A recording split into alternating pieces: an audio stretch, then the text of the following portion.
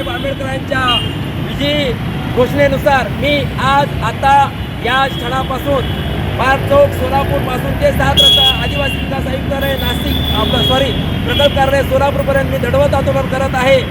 फक्त मुख्याध्यापक, संस्थापक आणि प्रकल्प अधिकारी यांच्या निषेधार्थ डॉक्टर बाबासाहेब आंबेडकर यांचा विजय असो, डॉक्टर बाबासाहेब आंबेडकर यांचा विजय असो। बार्शी तालुक्यातील वैराग येथील माता स्वरूपराणी प्राथमिक आश्रमशाळेतील शिक्षक प्रदीप काशीनाथ पाटील यांना मागील 6 महिन्यांपासून वेतन मिळाले नसल्याने त्यांनी अनोखे आंदोलन सुरू केले आहे।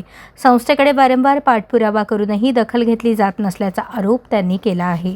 संस्थेच्या मनमानी कारभाराला कंटाळून पाटील यांनी सोलापुरातील डॉक्टर बाबासाहेब आंबेडकर पुतळ्यास अभिवादन करून भर उन्हात दंडवत घालत आंदोलनाला सुरुवात केली।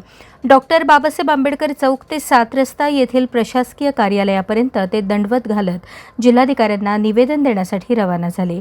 थकीत वेतन तात्काळ मिळावे आणि संबंधितांवर कारवाई करावी अशी मागणी त्यांनी केली आहे। मागण्या मान्य न झाल्यास आमरण उपोषणाचा इशाराही त्यांनी यावेळी दिल्याने या आंदोलनाकडे सर्वांचे लक्ष वेधले गेले आहे। मी राहणार बोरोडीकोट, तालुका अक्कलकोट, जिल्हा सोलापूर। मी नोकरी करतो माता स्वरूपराणी प्राथमिक आश्रमशाळा तुळशीदासनगर। मला 2023 पासून खानदेश कन्या स्वर्गीय स्मिता पाटील शैक्षणिक सेवा सोसायटी शिरपूर जिल्हा धुळे या संस्थेकडून अंतर्गत आमची शाळा चालू आहे। त्या संस्थेअंतर्गत मला 2023 पासून मानसिक आर्थिक त्रास त्या संस्थेने देत आहे। आजही ती संस्था कित्येक कर्मचाऱ्यांना मानसिक आर्थिक त्रास देत आहे। काही कर्मचाऱ्यांना त्यांनी स्वेच्छानिवृत्ती घेण्यास भाग पाडलेला आहे।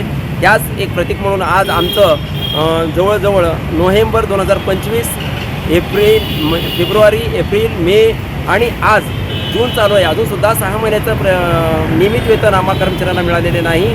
तर सध्या स्थितीमध्ये काही शिक्षकांना जर न्याय मागण्यासाठी गेल्यानंतर त्या शिक्षकांना सेवेतनं कमी करण्यात येत आहे आणि त्यांची बदल्या करण्यात येत आहे आणि आम्हाला धमक्या देत आहेत की बाबा तुम्ही त्या संबंधित कर्मचाऱ्याच्या विरोधात गुन्हा दाखल करा, अन्यथा आम्ही तुम्हाला सुद्धा काहीतरी मानसिक आर्थिक त्रास देऊ, अशा पद्धतीचे धमक्या माननीय अशोक आधार पाटील तत्कालीन संस्था अध्यक्ष आम्हाला ते देत आहेत आणि ते राहणार मूळ अंबळनेरचे आहेत आणि त्यांच्यामुळे आज माझं 9 महिन्याचं प्रतीक्षा कालावधी वेतन आणि नियमित वेतन 6 महिन्याचं अशा 14 महिन्याचं वेतन आज आम्हाला नाही आहे। आज आमचं पोट त्या नोकरीवर चालतो आहे आणि असूनसुद्धा आज माझा परिवार, माझंच नव्हे तर शाळेतील जवळजवळ 12 लोक आम्ही काम करतो, 10 लोक आम्ही काम करतो।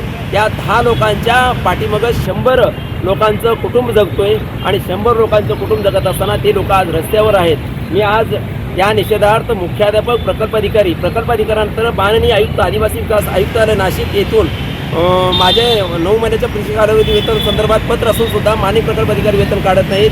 मग प्रशासनसुद्धा मला मानसिक त्रास देत आहे, इकडे मुख्याध्यापक मानसिक त्रास देत आहेत। मुख्याध्यापकसुद्धा वेतन काढायला विचारलं तर तुम्ही जाऊन संस्थेला विचारा आणि संस्थेला फोन करा। संस्था म्हणते मी 8 दिवसात देतो, 9 दिवसात देतो, 10 दिवसात देतो, तुमचं वेतन काढू।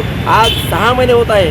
मुख्याध्यापक, संस्थापक आणि प्रकल्प अधिकारी तिघंही मला उडवडीचे उत्तर देतात। त्यामुळे आज आमच्या कुणाचंही वेतन आज झालेलं नाही। जर आज मी 4 जून 2026 रोजी दंडवत घालत आहे आणि मी प्रकल्प अधिकाऱ्यांना आता निवेदन देणार आहे। त्या निवेदन पश्चातसुद्धा जर काही प्रक्रिया नाही झाली तर मी 8 जून 2026 रोजी मुंडन आंदोलन व आमरण उपोषण पूनम गेट जिल्हा परिषद सोलापूर येथे करणार आहे। कृपया करून माननीय प्रकल्प अधिकारी व आपले मुख्याध्यापक आणि संस्थापक महोदयांना मी अजून एकदा विनंती करत आहे, मी नोकरी करत आहे आपल्याकडं, मी आपला गुलाम नाही आहे। मीच नव्हे तर माझ्या शाळेतले कोणतेही कर्मचारी आपले गुलाम नाही आहेत। आपण नोकरी करणाऱ्या शिक्षकांना व कर्मचाऱ्यांना आपण योग्य न्याय द्यावा आणि तात्काळ वेतन अदा करावी, नाहीतर याच्याही पेक्षा पलीकडे जाऊन मोठमोठे आंदोलन आमच्याकडनं घडून जातील आणि त्या आंदोलनात सर्व जबाबदार काय तर कमी जास्त झालं तर माननीय प्रकल्प अधिकारी, मुख्याध्यापक आणि संस्थापक खानदेश कन्या स्वर्गीय स्मिता पाटील शैक्षणिक सेवा सोसायटी जिल्हा धुळे, शिरपूर जिल्हा धुळे हे जबाबदार राहतील। धन्यवाद।